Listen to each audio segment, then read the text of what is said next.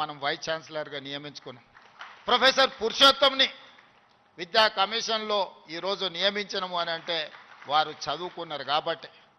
ఇలా విద్యా కమిషన్ను మొట్టమొదటిసారి తెలంగాణ రాష్ట్రంలో ఏర్పాటు చేసుకుంటే అక్నూర్ మురళి ఐఏఎస్ ఆఫీసర్ని దానికి నియమించడం అంటే, ఒక చారగొండ వెంకటేష్ని ఈ యూనివర్సిటీ విద్యార్థిని అందులో సభ్యుడిగా వేసినామంటే ఈరోజు వాళ్ళు చదువుకున్నారు, చైతన్యం ఉన్నది కాబట్టే ఈ సమాజానికి ప్రయోజనం చేకూరాలి అని ఈరోజు బాలలక్ష్మికి కూడా అవకాశం ఇచ్చినామంటే ఈ ఉస్మానియా యూనివర్సిటీ విద్యార్థిని. ఈరోజు దయాకర్ ఇక్కడ ఎమ్మెల్సీ అయి కూర్చున్నాడంటే ఇక్కడ చదువుకొని ఇక్కడి నుంచి రాణించిన విద్యార్థులు వీళ్ళందరూ.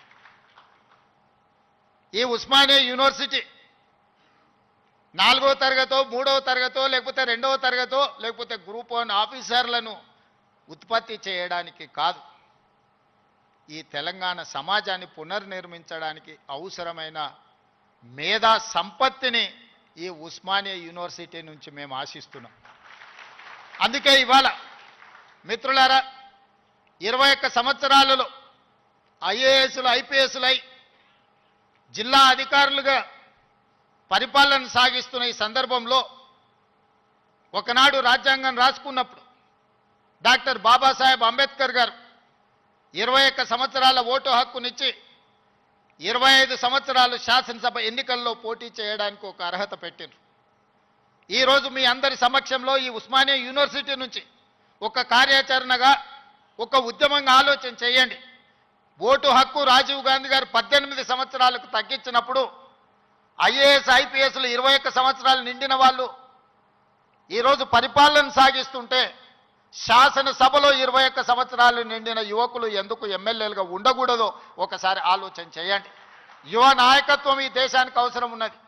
ఇవాళ ఈ దేశంలో ముఖ్యంగా తెలంగాణ రాష్ట్రంలో 18 సంవత్సరాలు పైబడి 35 సంవత్సరాల లోపల ఉన్న జనాభా 65%. ఇదే దేశం యొక్క సంపద. ఈ యువ సంపద, ఈ యువ మేధస్సు ప్రపంచ దేశాలకు ఎగుమతి అయి ఇవాళ అమెరికా సింగపూర్లను అత్యంత ధనిక దేశంగా రాణించడానికి మన వాళ్ళ శ్రమ ఉన్నది, మన వాళ్ళ చెమట ఉన్నది. మరి ఇతర దేశాలకే తమ మేధా సంపత్తిని కరిగించి సంపద గల దేశంగా మారుస్తుంటే మన రాష్ట్రాన్ని సంపద గల రాష్ట్రంగా మనం ఎందుకు మార్చుకోకూడదు? మన యువకులు ఎందుకు మన అభివృద్ధిలో భాగస్వాములు కాకూడదు? ఒకసారి ఆలోచన చేయండి. ఈరోజు ఈ ఉస్మానియా యూనివర్సిటీ చదువులకే కాదు, పరిశోధనలకు కూడా వేదిక కావాలి. ఈ ఉస్మానియా యూనివర్సిటీ సమస్యల్ని చర్చించడానికే కాదు, సైద్ధాంతిక పరమైన ఆలోచనలు, భిన్న అభిప్రాయాలకు కూడా చర్చకు వేదిక కావాలి. సామాజిక సమస్యల్ని పరిష్కరించుకోవడానికి కూడా ఇక్కడ చర్చలు జరగాలి. సిద్ధాంతపరమైన చర్చలు జరగాలి, సాంకేతికపరమైన చర్చలు జరగాలి. వీటి ద్వారా సమాజానికి మేలు ఒనగూరాలి. ఈరోజు మనకు నచ్చని సిద్ధాంతం ఉంటే చర్చించడానికి మనం సిద్ధంగా లేము. అసహనం పెరిగిపోయింది. నచ్చని సిద్ధాంతం ఉంటే చర్చించడం ద్వారా, ఆ సిద్ధాంతంలో ఉన్న లోపాన్ని లేవనెత్తి చూపించడం ద్వారా వాళ్ళను ఒప్పించి చర్చల ద్వారా ఓడించి రాణించాలి. కానీ వాళ్ళని అణిచివేసో లేకపోతే వాళ్ళ మీద మన అధికారాన్ని, ఆధిపత్యాన్ని ప్రదర్శించడం ద్వారా ఎక్కువ కాలం ఇది సాగదు.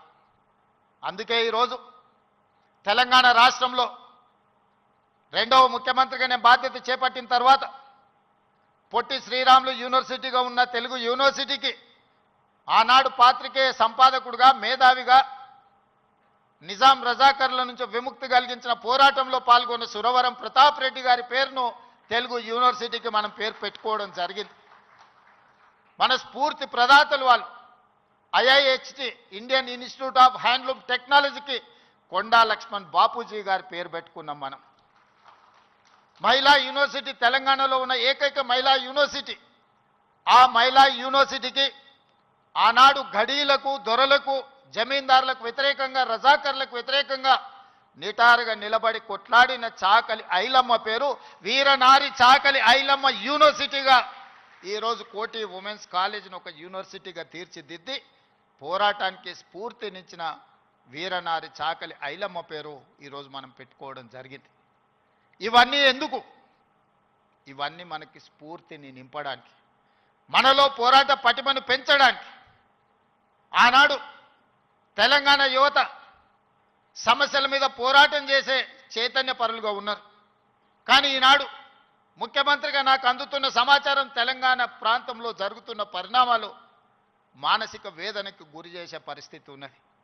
ఈరోజు పట్టణ ప్రాంతాలలో లేకపోతే యూనివర్సిటీలలో కాదు, చిన్న చిన్న కాలేజీల్లో, జూనియర్ కాలేజ్, డిగ్రీ కాలేజీల్లో కూడా విద్యార్థులు గంజాయి సేవించే పరిస్థితి వచ్చింది. ఇది తెలంగాణ సమాజాన్ని నిర్వీర్యం చేసే ప్రమాదం పొంచి ఉన్నది. ఇవాళ గంజాయి, డ్రగ్స్ తెలంగాణ సమాజాన్ని, యువతను పట్టి పీడిస్తున్నాయి. ఇవాళ సిద్ధాంతపరమైన పోరాటాలు లేకపోతే సామాజిక చైతన్యానికి సంబంధించిన ఉద్యమాలు లేకపోవడం వల్ల ఈరోజు ఈ విద్యార్థులు వ్యసనాల వైపు బానిసలు అవుతున్నారు. ఇది మనందరం, ఇక్కడున్న మేధావులందరూ ఆలోచన చేయాలి, చర్చ చేయాలి.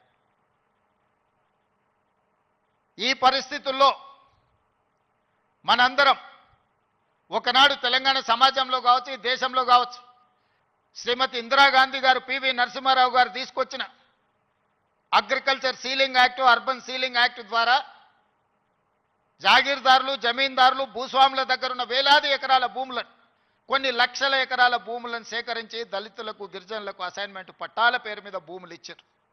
ఆనాడు గ్రామాలలో భూమి ఉండడం, ఆత్మగౌరవం, వ్యవసాయం చేయడం ఆ కుటుంబానికి గుర్తింపుగా ఉండి ఆనాడు ప్రభుత్వాలు ఇందిరమ్మ పేరు మీద అసైన్మెంట్ భూములను పేదలకు లక్షలాది ఎకరాలు పంచారు. ఆ తర్వాత పోడు భూముల పట్టాలు 25 లక్షల ఎకరాల అసైన్మెంట్ భూముల పట్టాలు దళితుల, గిరిజనులకు ఇస్తే 10 లక్షల ఎకరాల భూములు ఆదివాసీలకు పోడు భూముల పట్టాలిచ్చి ఈరోజు ఈ రాష్ట్రంలో దళితులు, గిరిజనులు భూ యజమానులుగా ఉన్నారు అని అంటే ఆనాడు తీసుకొచ్చిన అగ్రికల్చర్ సీలింగ్ యాక్ట్ అన్న సంగతి ఈరోజు మనందరికీ తెలుసు. ఈరోజు సొంత ఇంటి కళ. నేను ఖానాపూర్లో ఒక ఆదివాసీ బిడ్డకి ఎమ్మెల్యే టికెట్ ఇచ్చిన. అతనికి ఉన్న గొప్ప ఆస్తి ఏందంటే వాళ్ళ తండ్రికి ఇందిరమ్మ ఉన్నప్పుడు ఇచ్చిన ఇందిరమ్మ ఇల్లు. నేను అక్కడ